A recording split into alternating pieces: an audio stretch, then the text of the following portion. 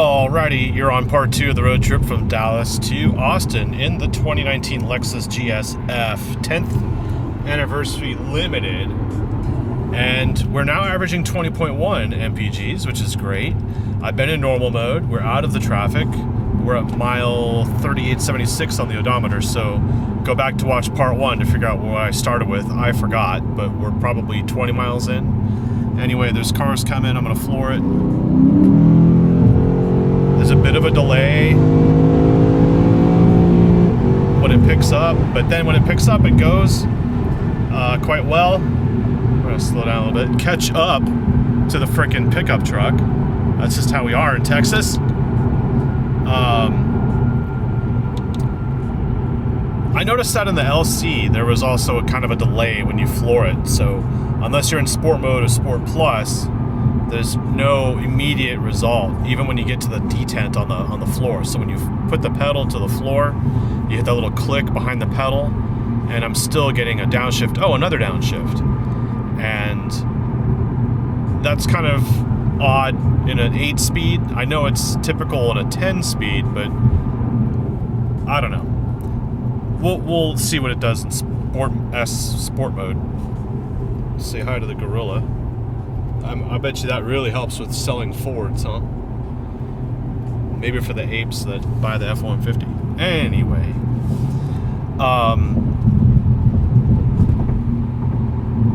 there's a lot of road noise in here. Not so much wind noise, but tire noise on these Michelin Super Sports. Cabin noise is really just impeded by the road. And now that we're in this section here with two walls, it's actually pronounced, but yeah.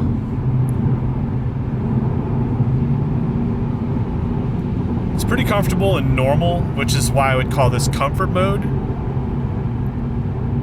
And if I was to put it into Sport or Sport Plus, you would hear probably a little bit more engine noise. Not really until 4,000 RPM. And there is a huge red line on here of like 7,200, somewhere around there. And because of all the glare today, I can't get the road and the speedometer at the same time, but I'm trying.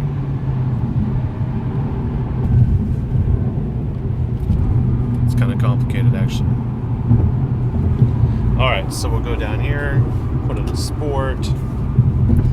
Everything changes. Steering definitely feels a lot more, I don't want to say a lot stiffer. It just feels like it's hardened up to a point where it's not so sensitive to input, which is a weird thing to say because it should be more reactive, but it isn't reactive unless you have an intentional turn on it. So the straight line stability is actually better in Sport mode. That's what I want to say. And we still have our lane keep assist here. This button is still active. Watch this tool come in from the right.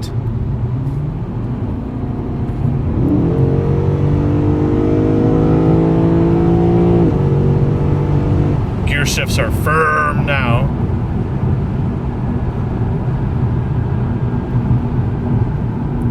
Pretty deliberate motion on this car. So, is it ideal for road trips? Absolutely. As long as you're in Sport mode, that's just what I want to say as a caveat. In Sport mode is where I'd keep it. And we're at 20 mpgs, so I'll keep it here.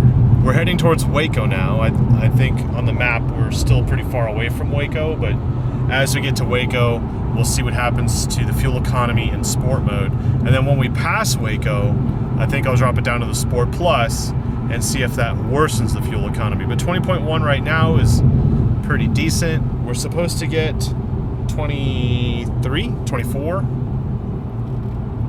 I have the window sticker down there on the floor, and I can't reach it, and I'm driving, so go watch my review video if you want to see it. Those numbers sometimes aren't really accurate, and if they're not accurate, they're abysmally wrong. So we're just going to see. I think I can beat 24 if I tried, but I also do want to get to my destination. Weirdly, it tells me how long it takes to get there, but it doesn't say when I'll get there. So 2 hours and 36 minutes, you can see there at the bottom. And it is currently 10 to 6. So if my math is right, 8:20 is about when we'll get to my destination in Austin.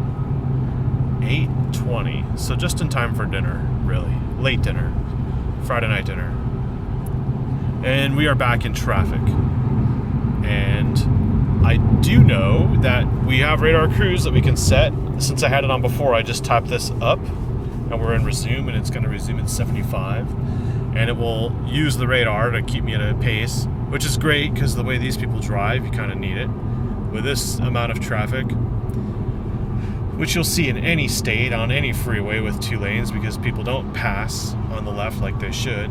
Well, this guy does, which is great. And I keep a nice distance so people can move around, but I'm actually going to be on the philosophy here of the fast lane is the slow lane. Because I'm just going to pass people on the right, because it's the slow lane, but the slow lane is the fast lane. You can disable the radar cruise if you are on wide open road, and I don't like radar cruise on wide open roads because it's just you and one other car, so it makes no sense, but here it makes sense. But if we're on wide open road, then I would hold down the set button here, and it will open that up to be radar or standard cruise, something an Audi can't do. I know that FCA cars can do it, the Mercedes vehicles can do it, and the Acura can do it, so the Lexus can do it. I think it's really just Audi that can't go between standard cruise and radar cruise. Radar on the open highway is useless. Radar here, great. Because I'm not fatigued at all. The car's doing most of the driving. I can take my hand off the wheel. It's correcting. It's correcting again. I don't know when it will beep at me. We'll see what happens. Hands off the wheel. There we go. Another beep. And it just wanders on its own. So yeah, the car is pulling right, by the way, which I think happens to deal with the tire pressure. I did notice the tire pressures are a little off. It's weird too that this keypad or this trackpad, mouse track, whatever you want to call it, joystick button thing is on the right side, but the screen's on the left. But we'll go with it. We'll go to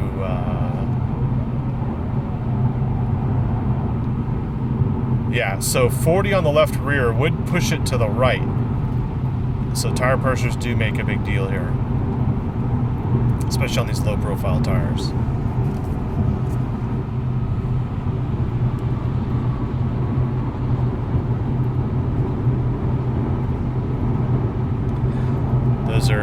Those are not commuter buses. Those are definitely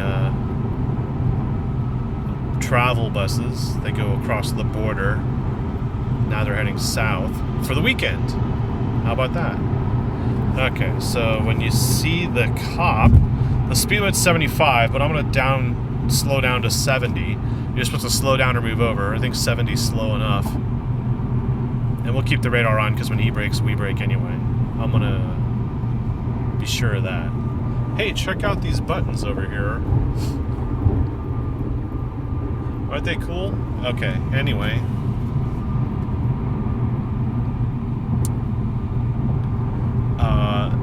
The downfall to driving on a weekend during the common time is that obviously the troopers will be out, so you do need to behave yourself. Well, once in a while you can go a little nutty, but with so many people and there's like families in these cars, you just gotta chill. And some people just can't chill. They want to get the hell out of town, and I totally get it. Totally get it. But when it's this crowded, it's just very difficult. I know when I drove the Lexus down, the LC500H, that was on like a Tuesday, and it was wide open. It was a beautiful drive. Go watch that video if you're into this road trip stuff. And I really appreciate you being into it and asking me for more road trip videos. That's what I'm doing for you right now.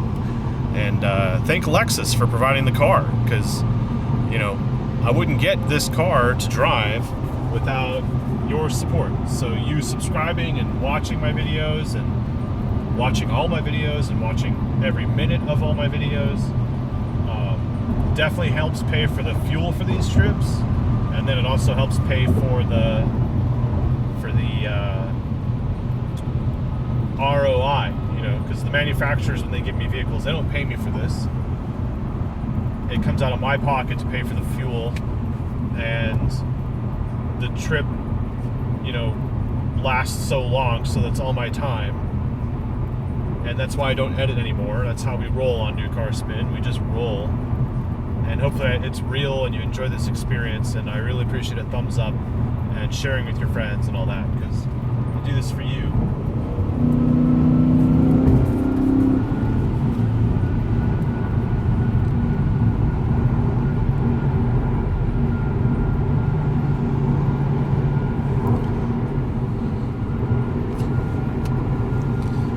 So in the LC, it was easier to kind of get a lower camera profile, but also get the road. And here, I can't really get the gauge and the road because it's so bright out.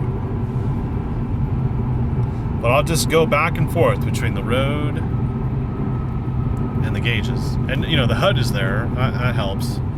It's not perfect, but it helps. Fuel economy now, 21.5. So it recovers quite quickly from all that stop and go traffic, which is nice. It means 24 is highly possible sooner than later. And that's with all that idling and stuff and using radar through traffic. You know, like, this car's pretty good for a daily situation.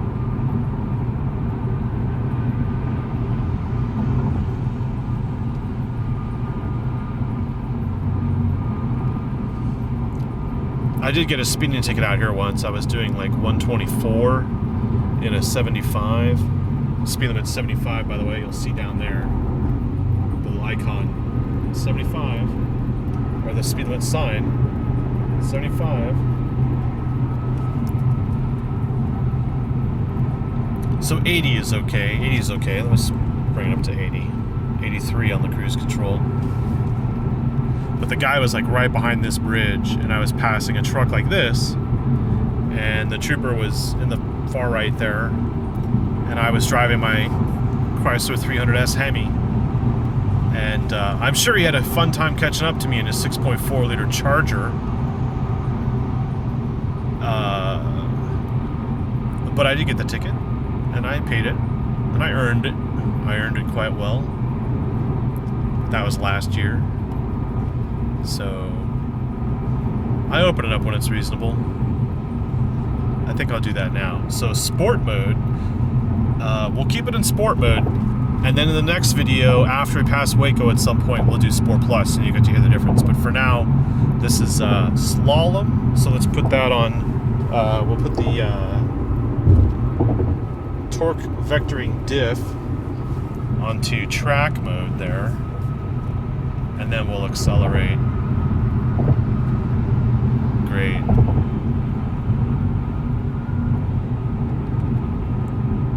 So the guy passes and then he slows down. We'll go to the right. It's clear. It's completely clear.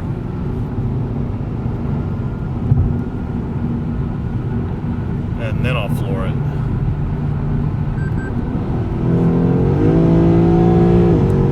You see what I mean about the downshift? In sport mode, it's way more responsive to downshift, and it gets the right gear quicker. I'm not wasting time. If I wanted to pass, you know, that precious time to downshift and then downshift a second time, it takes a little too long to figure it out in normal mode, which is why I would consider that in comfort mode. Sport mode is much better at this. And the torque vectoring diff, now that we're on track mode, is better for the highway speeds anyway, even though we're not on a track. We're not going to corner like we're on a track, because we should just be going in a straight line. I will show you, though, the distribution of that torque. Okay, so obviously it's even to the rear wheels in track mode. And And if I was to floor it, the guy up there is moving over. Okay, I'm not going to floor it and change lanes, but I'm just going to floor it.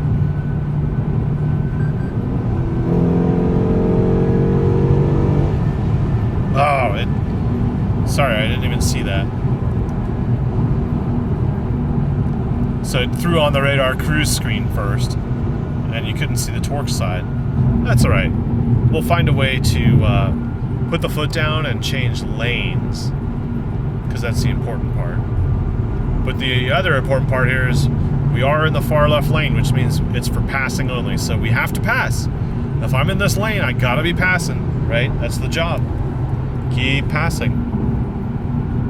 And the radar cruise is obviously still on, so if I lift my foot off the gas, it slows me down. So when that guy in front slows down, I slow down.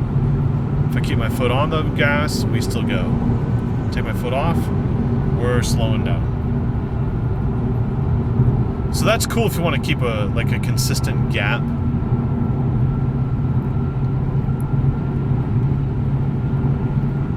And this is what it's like to drive through Texas in heavy traffic. In the open roads, at least.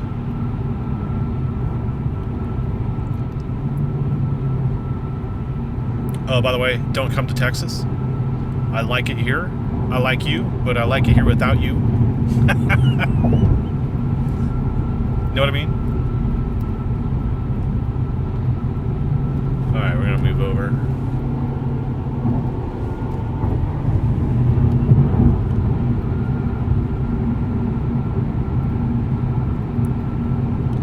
I'm actually gonna cancel cruise right now, because it's a little obtrusive at this point. This is the importance of passing or moving over, because now you've got 1, 2, me, and then all those cars behind me waiting for one guy to go. And he's just sitting there, and they opened this freeway up to 3 lanes so that people can move, and all he does is just clog it up. So that drain clog over there in his Chevy Silverado, I hope he's proud of himself, because all he's doing is wasting everybody's time. Everybody in my mirror, everybody in front of me. Oh, he finally moves over. How fantastic. This is where we are. We're in the middle of nowhere.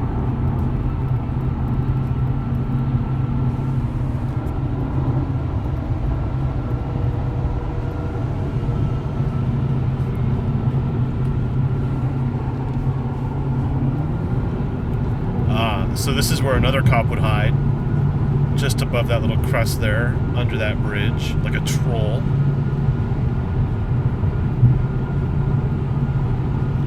He should be getting left lane violators like that Honda over there. And that Silverado. But we're still behind the same 3 cars, by the way.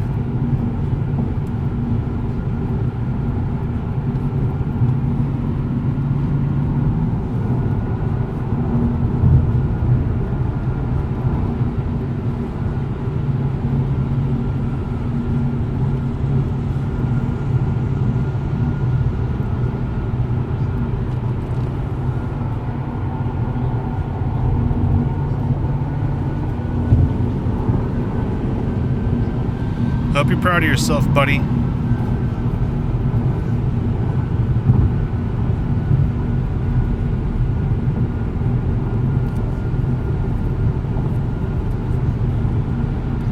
Okay, so let's get out of torque distribution and see where we are with fuel economy. 22. So I'm not really driving consciously for economy, obviously. I'm driving it the way it was probably intended on an open road, and the fuel economy is still increasing, which is a good sign. You know, this is a very slippery design, so this car is probably efficient mainly because of its design, and then because of its transmission. There really isn't any up-to-date technology. There's no turbo, there's no hybrid system, there's nothing else on this V8 to make it even more efficient. So if they do another V8 in the future gen, I would say we could beat 24 MPGs in the next design, but I highly doubt there will be another GS. So that's why this car is so special. And I really hope you enjoy the fact that I'm taking it on a road trip for you, because this is such a rare car. Who else is going to do this for you? I'm one out of 100 who would have this 10th anniversary. This is just lent to me by Lexus anyway, so no one else is going to do it. I don't even think Doug DeMuro will get his hands on it. Sorry, Doug.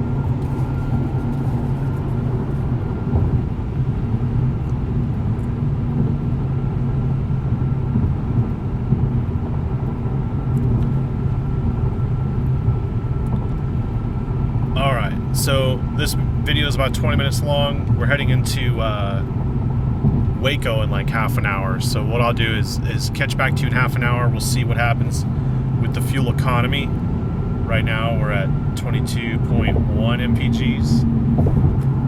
And yeah, we're just on the open road cruising, and I'll give you a status update. I might actually stop and get something to drink, because I've been doing all this talking and the AC's on and it's hot out, and I'm like really dying for some water because I forgot to put water in the car. I have nothing in my cup holders. So yeah, I don't know why I did that. I was so excited to leave. Forgot about water. Never forget the water, especially when you're in the open road like this in the middle of nowhere. Because if you break down or have a flat and you have no water, oh boy, that's a tough one. What do you drink? Out of the creek?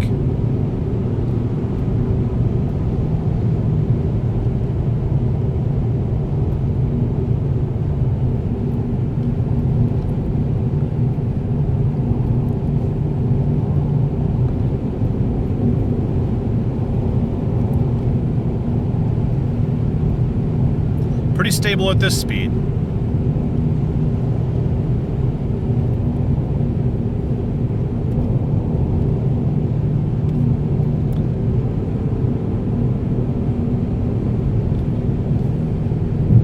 All right, I'm gonna catch you in part 3 somewhere near Waco. You're watching New Car Spin. Be sure to check out New Car Spin on Instagram. Follow me on Instagram. And subscribe here, leave a like, hit the bell, by the way, so you get notifications when I post the next videos. And if you want to see what I'm driving next before you see it on YouTube, definitely go to Instagram. All right, logging off.